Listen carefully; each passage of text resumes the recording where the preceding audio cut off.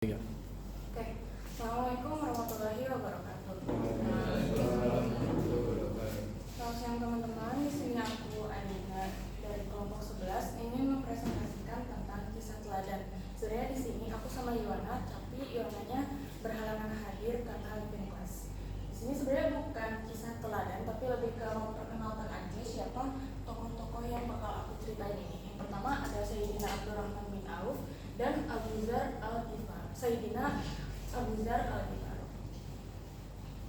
Di sini dimulai dari Sayyidina Abdurrahman bin Auf dulu.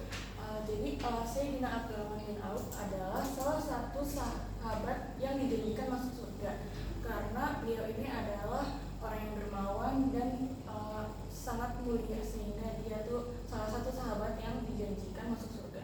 Ia biasanya tuh lebih dikenal dengan Sayyidina Amr, pendeknya. Semenjak masuk Islam hingga wafat pada usia 75 tahun, ia menjadi teladan yang utama bagi kaum muslimin. Beliau juga semenjak dia masuk Islam, beliau ini melakukan hal-hal yang mulia seperti hijrah ke Habasyah dan Madinah, ikut perang Badar, Uhud, dan lain-lain. Beliau juga seorang mufti yang dipercaya Rasulullah berfatwa di Madinah selama beliau masih hidup. Di sini ada fakta-fakta tentang Sayyidina Abdurrahman bin Auf. Yang pertama, beliau adalah sahabat yang masuk Islam lebih awal 2 hari setelah Abu Bakar. Jadi beliau ini adalah salah satu sahabat Nabi yang masuk Islamnya tuh awal-awal, jadi dia generasi awal gitu. Terus di sini beliau terlibat perang dan mengalami 9 luka dan 20 kecil. Beliau ini setelah masuk Islam tidak hanya menjadi orang muslim biasa, tapi ia juga menjadi garda terdepan saat perang sehingga bisa mendapati 9 luka dan 20 luka kecil itu. Beliau juga menyumbangkan 2.000 dinar untuk berinfak. Jadi beliau ini sangat kaya raya sekali dan tapi tidak sombong. Beliau itu dermawan sehingga menyumbang 2.000 dinar untuk berinfak. 2.000 dinar itu sekitar 10 miliar ya Pak? Atau 8 kilo emas. Beliau juga selain menyumbang 2.000 dinar untuk berinfak itu, beliau menyumbang 200 ukiah emas saat Rasulullah membutuhkan dana untuk perang. Jadi tidak hanya untuk berinfak, dia juga menyumbang 200 ukiah emas karena dibutuhkan saat perang.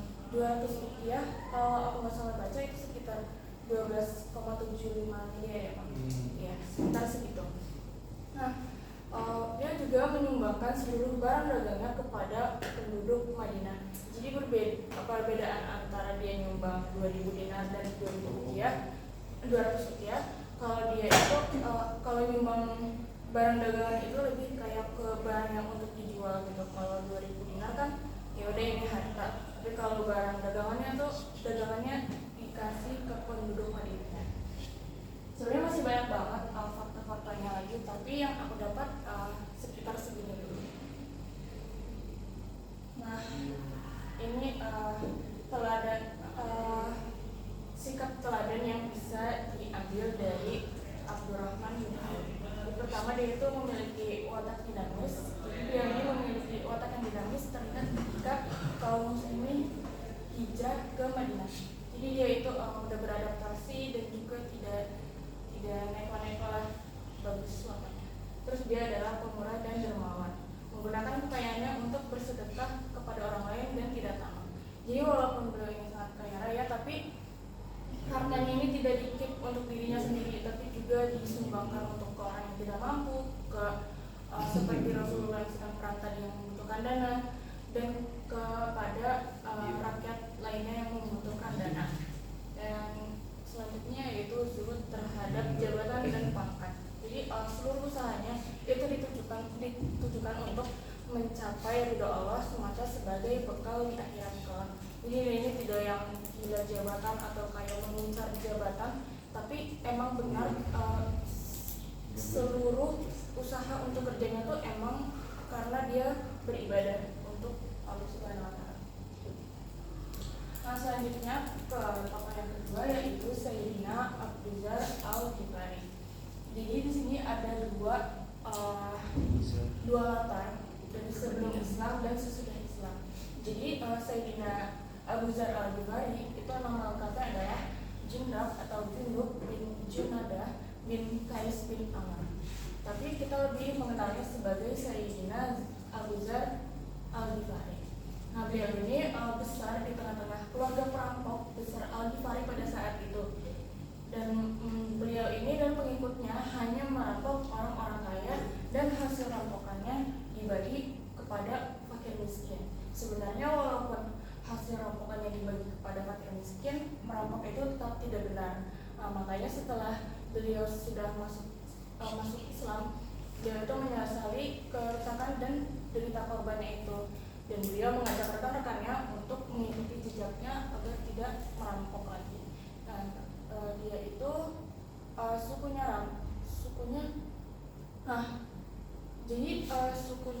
Sayyidina Abu Dzar Al-Ghifari itu marah dan memaksa beliau untuk meninggalkan tanah kelahirannya.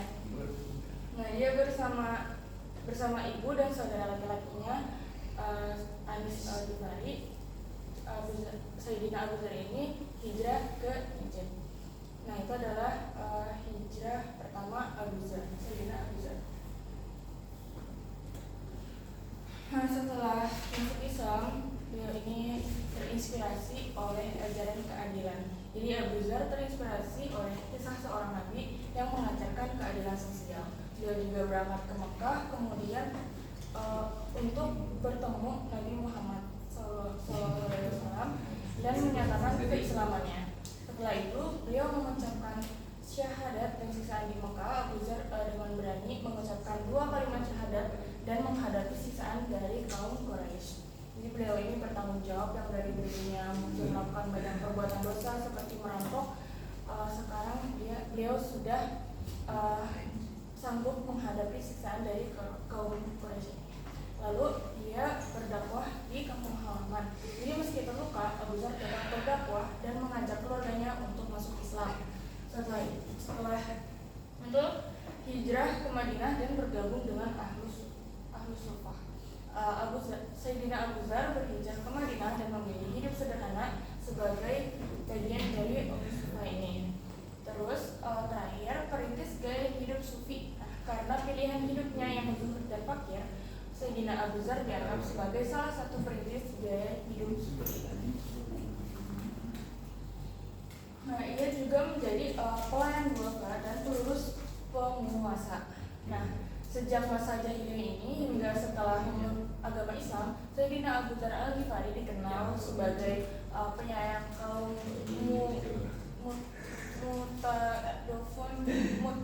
mutadafun atau lemah dan sering membantu mereka, bahkan dengan membagikan hasil rampasan kepada kaum duafa. Nah, Abu Dzar dengan berani menentang kebijakan Khalifah Utsman bin Affan terkait Bait al-Mal dan mengkritik Gubernur Muawiyah bin Abu Sufyan atas pembangunan istana Megah yang dianggap berlebih atau berpotensi merugikan masyarakat.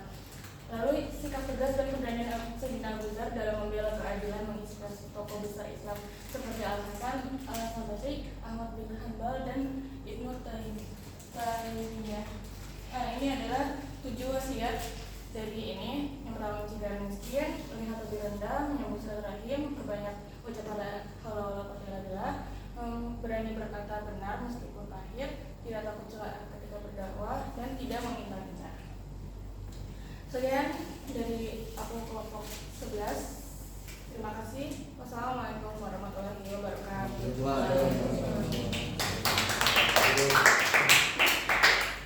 Mungkin ada silakan.